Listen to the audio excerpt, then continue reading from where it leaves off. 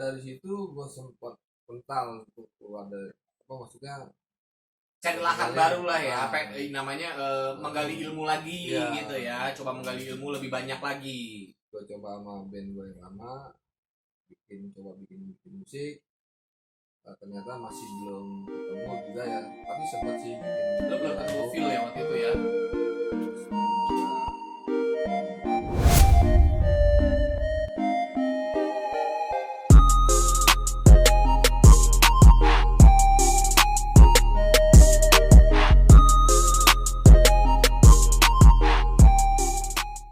Di YouTube Bacot Jimo dan YouTube Eko Agustian.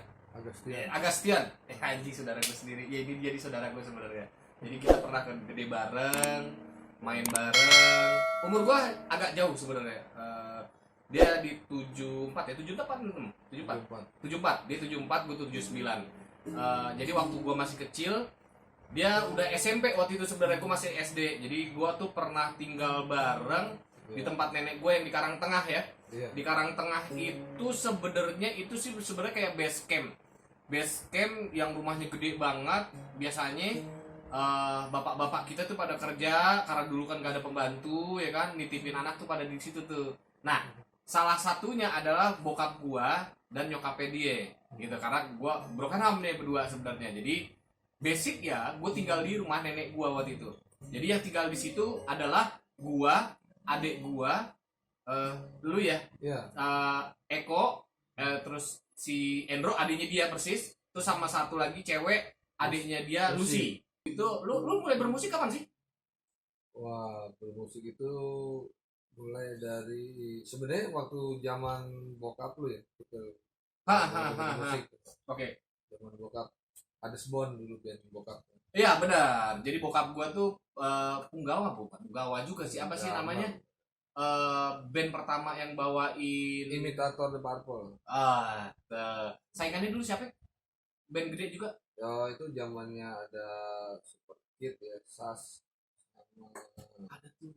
Godless.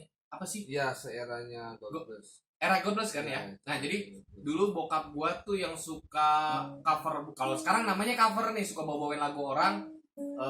Genrenya waktu itu yang dibawain rock. Ya The Purple. The Purple. Jadi kita sebenarnya notice musik rock itu dari bokap-bokap kita dulu ya. Almarhum bokap. Iya. Jimmy nih. Jadi bokap gua tuh drummernya, terus ada Om As ya. Om As main keyboard ya. Ya, keyboard bass. Nah, jadi Om Rijal. Jadi ini agak hebat nih, waktu itu kita punya gitar yang jadi double kita stang. double stang. Jadi satu di sini, Tapi satu di sini. Gitar sama bass bedanya. Iya, gitu. Jadi si Om Rijal kita apa ya? Gitar ya, Gitar vokal. Gua kangen sama Om Rijal, Om. Apa kabar, Om? Ya Allah, kapan kita ketemu lagi, Om? Ya, Real Peace is Amran Usman. Bokapnya udah nggak ada nih. Nah, alat zaman dulu tuh boleh dibilang, kalau zaman sekarang alatnya mahal-mahal, karena waktu itu gitar 2 stang itu udah jarang yang punya, apalagi sekarang. Iya. Sekarang udah nggak ada kali ya sekarang ya. Dulu cuma ada 2, Kus Plus dan Om kita yang Itu punya. mereknya apa ya? Itu Fender Ya sama Fox. dulu Fender udah lumayan mahal, apalagi sekarang tuh si Fender tuh gila ya, mahal banget ya.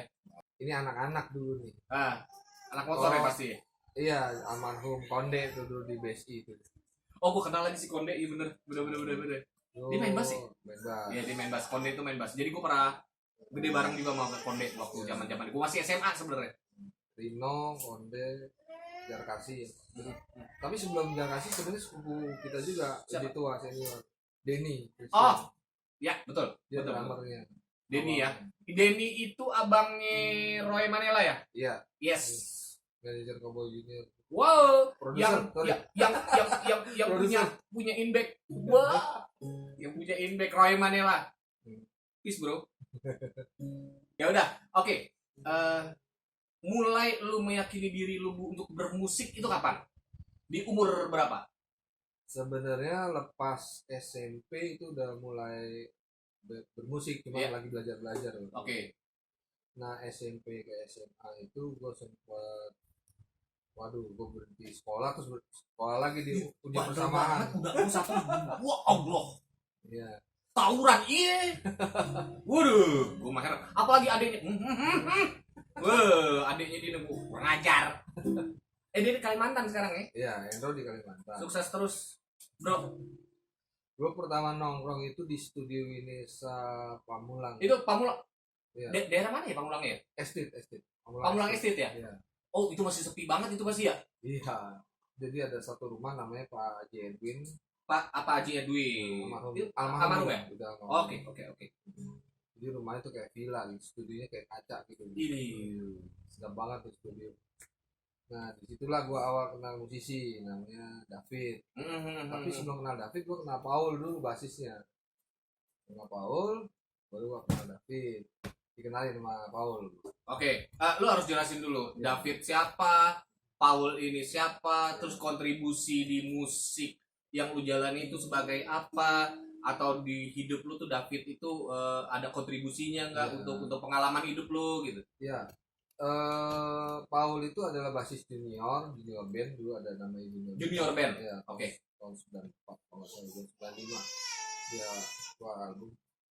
Nah, dari Paul itulah gue dikenalin sama David. Oke. David tinggal di Pamulang Permai apa Iya, sih iya. di Tanah Harja. Tangsel ya, daerah Tangsel. Nah, itu gue dikenalin David, akhirnya akrab. Oke. Itu mungkin titik awal kali ya gue berkenalan dengan musisi gitu. Musisi ya. Oke. Jadi kalau dibilang legend boleh dibilang legend juga ya. Ya orang almarhum orang tua ya sekali udah meninggal kan Om Yan. Oh, oke. Ya. Darah legend lah ya. Oke. Tapi dia juga bertalenta juga, dia bermusik. Bermusik Maksudnya, dia juga gitar ya. Dia gitar vokal. Vokalis. Nah, disitulah awal asal muasal lu menyukai musik dan belajar menimba ilmu ya. Iya. Oke. Karena memang dulu juga selain kita sama bokap dengerin lagu The Purple, bokap kan senang lagu Kus Plus tuh dulu. Iya. Gila. Ya, Kus Plus Saudara ya, Kus Plus. Karena awalnya kan Kus Plus Saudara dulu baru Kus Plus. Ya. Oh, itu awal dulu ya. Jadi Kus Plus Saudara dulu, baru Kus Plus. Baru Kus Plus. Nah, yang membedakan? Bedakannya kalau Kus Plus Saudara ada Om Nomo. Oke, Kus Plusnya tanpa Om Nomo. Tanpa Om Nomo, ada Om almarhum juga, Om Muri.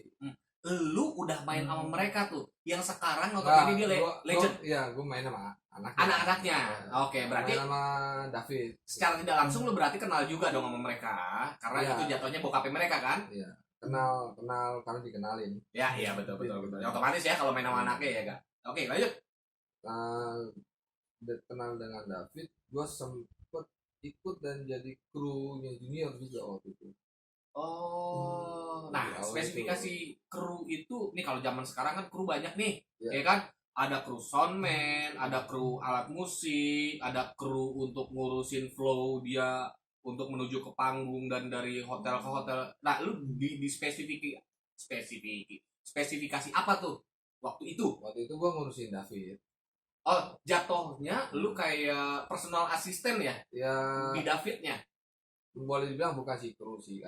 Kalau mereka lagi manggung keluar kota, gue ngikut gitu, diajak gitu ya untuk project gitu. Oke, siap. Itu awalnya. Oke. Dengan Junior ke kota-kota lah kayak Medan. Udah keliling juga lu ya. Pekanbaru, bahkan Batam. Oke, siap. Sama Junior. Lalu udah lama dari situ gue sempat mental untuk keluar dari maksudnya cari lahan baru lah ya, apa namanya menggali ilmu lagi gitu ya, coba menggali ilmu lebih banyak lagi. Gue coba sama band gue yang lama bikin musik, ternyata masih belum ketemu juga ya, tapi sempat sih bikin. Lo belum ketemu feel ya waktu itu ya?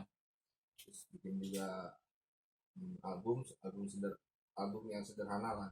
Berarti lu suka nulis gitu ya, nulis syair, nulis lagu. Iya, gue belajar bikin musik. Perbendaharaan lo oke juga ya. Di situ perjalanan gue cukup panjang.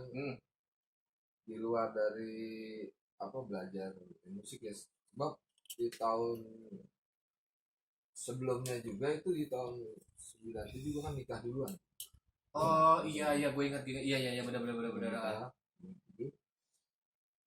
di era itu juga Itu tetap lu masih ideologi lu masih bermusik ya waktu itu ya? masih. Gue sempat bikin demo juga dulu sama Henry dulu. Bentar, kalau lu bikin demo berarti lu punya band atau lu solo? Awalnya solo dulu gue bikin. Oh, lu solo dulu ya? Nah, Oke. sama Henry gitarisnya Junior juga Oke. di Pamulang. Siap. Sama Lanjut. Henry gue bikin 5 lagu kalau nggak salah itu. Sama Anggola Januari, teman gue juga. Apa lagi tuh Angola? Anggola tuh salah satu yang Kucing. Angola. bukan. Oh, kan Dia ya. gitaris. Dan dia juga waktu itu gak ngerti gimana masalah musik. Waktu itu rekamannya di pita, waktu itu pita perempat, belum ada di recording, belum ada. Wah, gila itu old school banget bro. Itu kalau salah lu mau buang pita. Ya jadi harus mulai lagi dari awal. Iya kan? Betul, Iya kan? ulang dari Jadi kalau awal. semua lu falas udah itu buang di pita, nggak bisa direkod lagi, lu masukin pita baru lagi. Gila itu zaman-zamannya bokap gua tuh. Dan dia mengalami fase itu ya. Iya, di fase pita pita ya. seperempat. Oke. Kalau yang lainnya ada yang 2 in, 1 in. Oke. Tapi yang ini yang seperempat di studio Henry. Oke. Seperempat ini kecil gitu ya? Iya, dia Iya, kecil gitu kan? kecil. Oke, siap. Nah, waktu itu 8 track posted gitu. Lalu setelah selesai itu kalau zaman dulu apa ya namanya, di mixing gitu ke DAT. Aduh, apalagi gua kagak Iya. ngerti. Jadi Itu dari pita beneran. itu dikecilin lagi kayak DAT jenis pita juga. Oh, kalau bahasa sekarang di kompres ya? Ya, mungkin kalau sekarang lebih ke mixing, mungkin juga ya selesai di mixing kan dipindahin data. Nah, ini pindahinnya itu ke DAT namanya. Oh, DAT lebih kecil lagi. Kecil. Jadi Itu untuk masternya. Oke. Lalu gue coba tawarin Sony waktu itu. Hmm. Sony Musik Indonesia, karena waktu itu Sony itu baru buka. Gue ingat itu. Bentar, untuk apa? Label ya itu, Ya, jatuhnya label ya. Label. Yang paling gede dulu Sony. Oh, Musika. Musika. Jadi ada 2, Sony dan Musika. Iya, ada banyak lagi sih yang lain. Oh berarti ya memang yang yang berbarengan. waktu itu label itu aja. Oke. Gue coba tawarin sana, sebenarnya sih alhamdulillah sih artisnya bagus. Tapi di balik itu gue punya band dulu namanya. Bandnya namanya Busi Kreain gitu. Ini unik di band. Gitu. Jadi gue nawarin demo, Busi Krea. Ya. Busi Kreain ini lucu ini. Nah, gue masukin juga ke Sony itu Busi, tapi ya masukin bukan buat anak teman-teman lo ya. Karena salah satu personilnya lo sebutin dulu biar orang mengenang di sini Busi Krea ini siapa. Gitaris Rino. Basis almarhum namanya sih Andre ya. Tapi panggilannya Konde. Serius Konde almarhum? Iya. Oh iya? Iya. Oh, terus lanjut. Lalu ya itu sebelumnya kan Denny Christian yang isi drum. Denny Christian tuh yang sepupu kita kan, abang sepupu. Lalu ganti dengan Fajar. Oke. Fajar.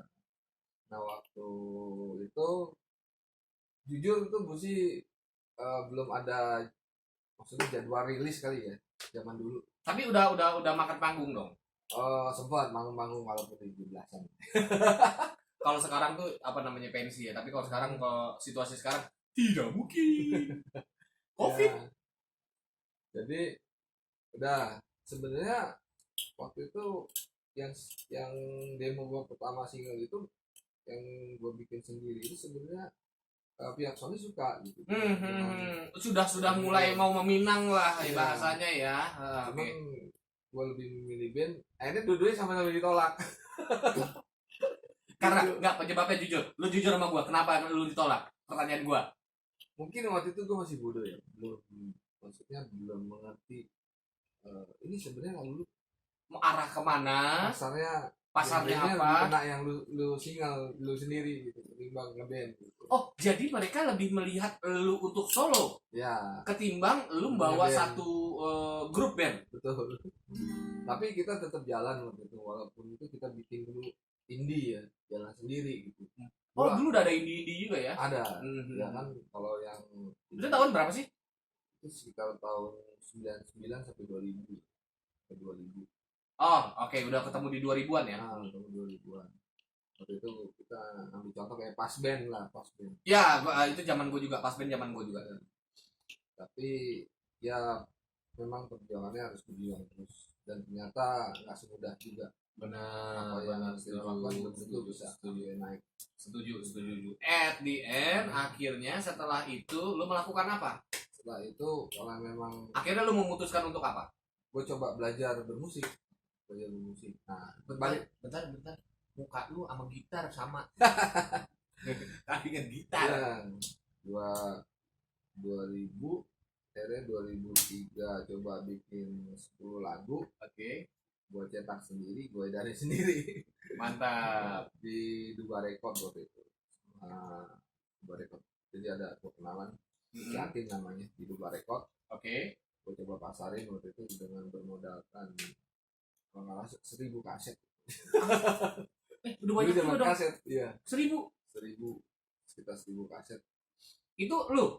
Ya, itu band musik Rea itu. Anjing 1000. Itu lagu semua? Ya, kebetulan karena fluktuatif ya, kita cuma terjual itu sekitar 300. Nah, gue pengen tahu dong dulu itu kalau promo itu bentuknya kayak apa sih? Dulu kan masih zamannya radio.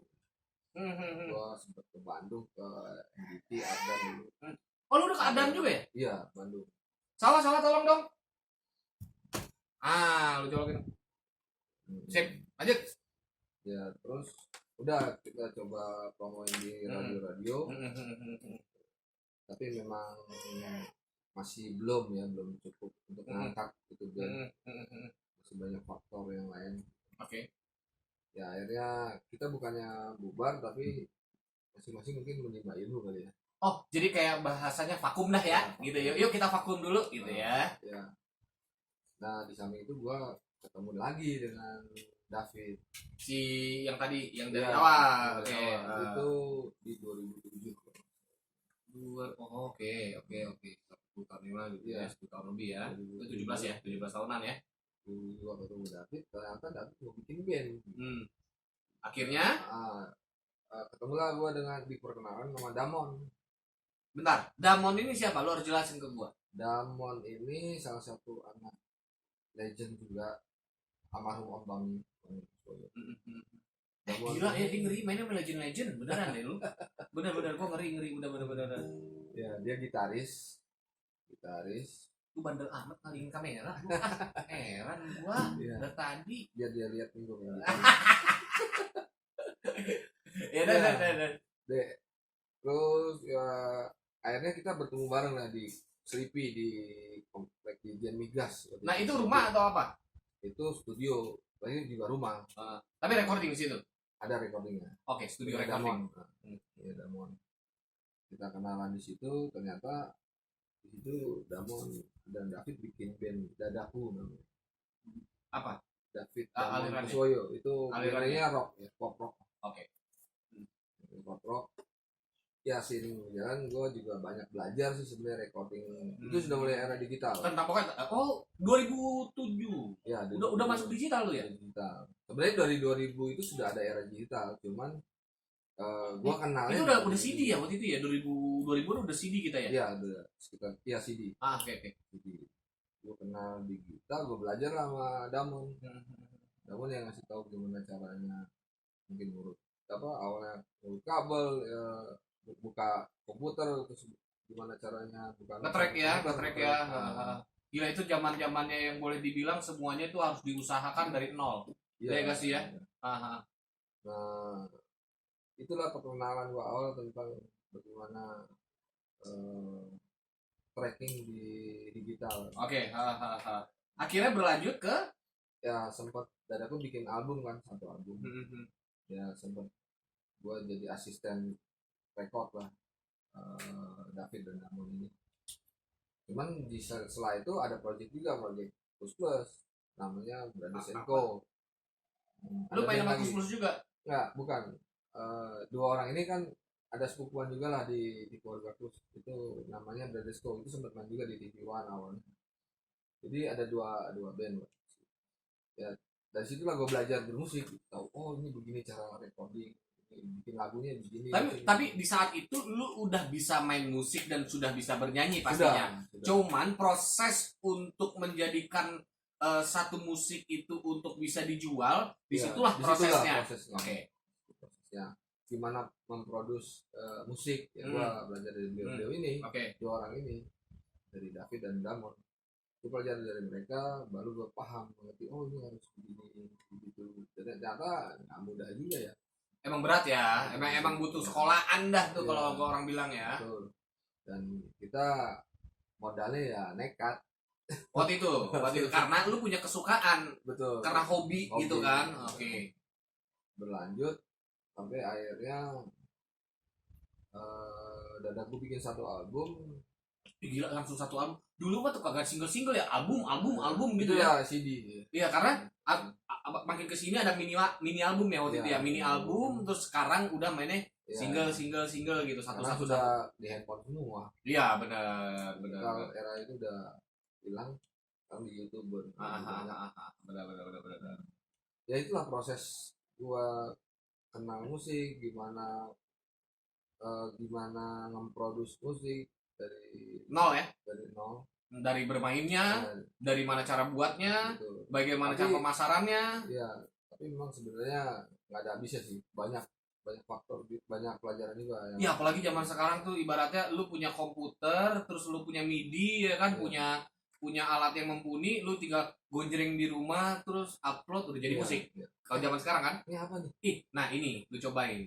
Jadi ini gua sebenarnya lagi usaha gini nih.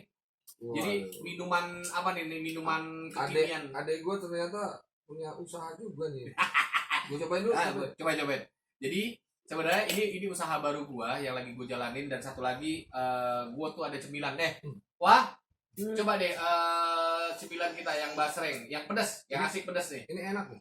Enak ya? Enak. Ya. Jadi sebenarnya ini lu udah bisa cari di Gojek. Ini udah ada di Gojek. Ini kalau yang hitam-hitam apaan nih? Itu sebenarnya boba. Jadi kalau orang bilang itu minuman kekinian yang lagi rame-ramenya dah. Gua cuma ngikut orang doang sebenarnya. Nah satu lagi gua punya cemilan kayak gini nih. Lu harus coba, lu belum nyoba kan dari tadi, sengaja gua tahan. Ya kan, nah, mantap apa deh. Nih? Ini apa nih? Ini namanya basreng. Bakso goreng. Sebenarnya basreng ini dari Bandung. Jadi gua ngambilnya. Emang Bandung tuh kuliner paling banyak. Anjir. Wah, ada piring gak, Wah? Ada. Lo harus coba deh. Nah, ini ponakan gua nih. Ya, ini agak. Lu suka pedas gak, pertanyaan gua? Gua sih gak terlalu suka pedas sih sebenarnya. Gua suka aja sih. Cobain. Jadi kalau di wilayah kita tuh Sumatera, itu ada namanya keripik singkong yang pedas, tau gak, yang balado. Nah, kalau Bandung ini dia modelnya kayak gini. Lo cobain deh. Ini lumayan enak sih sebenarnya kalau menurut gua ya. Sebenarnya gua ada dua varian. Varian yang pertama itu yang pedas, yang satu lagi original. Nah, ini yang pedas yang menurut gua agak ngaco. Ini racikan bumbu dari bini gua. Jadi kalau gua tuh beli ori tanpa rasa, sampai rumah itu gua racik lagi untuk sampai ada rasa. Enggak ya? Mantap. Ya, ini buat lu main musik, ngopi sendirian. Wah, anjing. Pedas banget. Ini enak banget. Bisa ngotot mata. Jadi ini yang nemenin gua kalau lagi gua ngedit sampai pagi, bikin konsep, terus bikin bagaimana untuk marketing produk atau YouTube dan segala macam. Ini yang nemenin gua sekarang. Karena jadi cemilan kan. Makanya perut gua jadi buncit, Pak. Kreatif juga dari mulai makanan, dari musik. Jadi gini, dari keluarga gue tuh sebenarnya keluarga musisi, semuanya main musik. Boleh dihitung semuanya siapa yang sepupuan sama kita, tuh semuanya main musik. Dia nggak main musik gue dong. Sisanya main musik. Anaknya siapa yang disebutin, anak siapa semuanya main musik. Sampai anak Om Datu pun, almarhum Om Datu main musik kan? Iya. Om Datunya juga vokalis. Terus anak Om As udah jelas. Roy Manela dulu punya band. Kurahi. Terus anaknya Edward tuh ada sih. Edward komedi. Hadi. Nah itulah om kita yang pertama kali beli alat band ya dia. Dia ya. Itu. Saat itu dia yang paling tajir ya. Iya. Dia dulu punya PT Tunau. Wow. Ya usahanya memang banyak kan yang Caltech ya kalau salah ya. Enggak, dia di kayu sih. Kayu ya? Untuk pengadaan kayak HI gitu. Om gua akhirnya karena dia kakak, dibeliin tuh adik-adiknya alat Band. musik ya buat main musik. Nah Iya. akhirnya om gua sama bapak gua ini semuanya main musik Iya. ya. Kita dulu di Minang Kramat itu dekat Radio Dalam. Nah daerah radal Sama gangnya Minang Kramat gue. Nah disitulah bentuk akhirnya jadinya Adesbon. Nah jujur dari sisa anak yang boleh bilang kita berponakan bersaudara gitu yang nggak main musik gua doang. Karena nggak tahu ya, bukan gua nggak suka, gua suka dengerin musik, gua suka enjoy dengan musik. Tapi gua gampang bosan kalau untuk musik. Ya, tapi pernah jadi manajer dia begini. Jadi gua lebih suka yang Gue cuma denger namanya doang nih. Ini di Cowboy Junior. Oh, waduh. itu kan Kuba Junior udah barengan Bapak Roy Manela. Oh. Yang sebenarnya Bapak Roy Manela itu dulu awalnya manajernya Bekti, akhirnya dia menjalankan Inback apa sih? Direkturnya Roy Manela. Dan gua pertama kali dikenalkan ke dunia entertainment itu bersama Bapak Roy Manela. Jadi gua awalnya gua datang, gua coba tanya, gua pengen coba belajar, akhirnya gua dikasih kesempatan di Roy Manela. Dikasih dulu jadi asisten, dari asisten gue jadi road manager. Akhirnya tiba-tiba gue dikasih grup boy band yang lagi happening waktu itu, Cowboy Junior. Akhirnya gue belajar di situ. Nah, satu-satunya yang gak main musik gue hanya penikmat musik. Nah, yang konsisten sampai hari ini masih main musik dari keluarga gue ada beberapa, tapi yang di depan gue satu ini salah satunya. Jadi dia masih main. Lu masih nyiptain lagu gak sih sebenarnya? Masih kadang-kadang kalau lagi ada mood bikin lagu.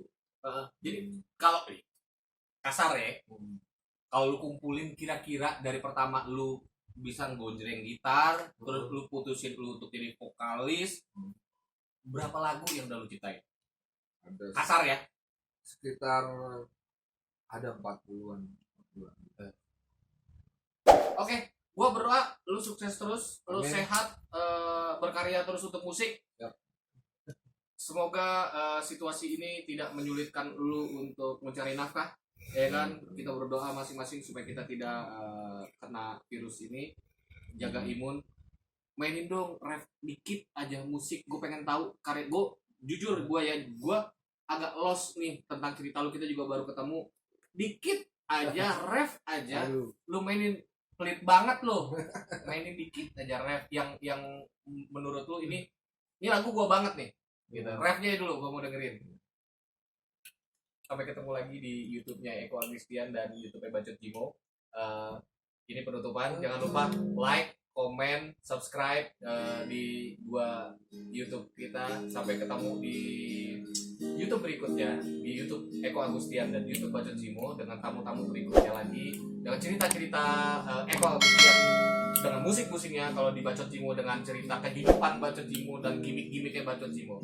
Ciao. Ini merasa seperti juga mereka menjalani hidup terjal dan berliku,